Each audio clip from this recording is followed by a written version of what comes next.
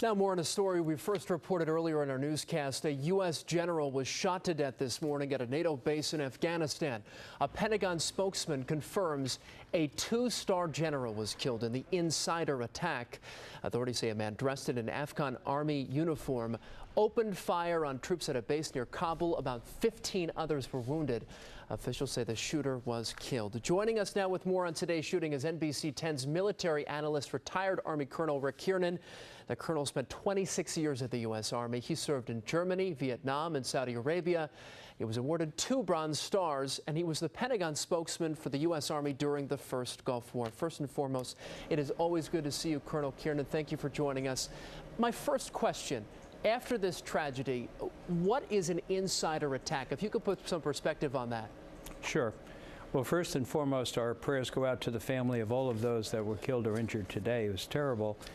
But in addition to the combat role that we've had for probably 13 years over in Afghanistan, we also have an additional role of training, not only the military, but also police and security forces. And unfortunately, some of the Taliban insurgents have now slipped in and become part of those security forces. And therefore, the alleged guy today was one of those insiders.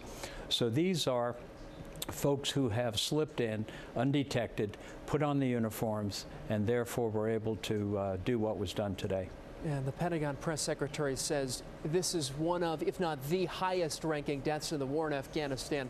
How troubling is it, in your opinion, that a single gunman, in the way you just suggested, can infiltrate and then kill a 2-star general?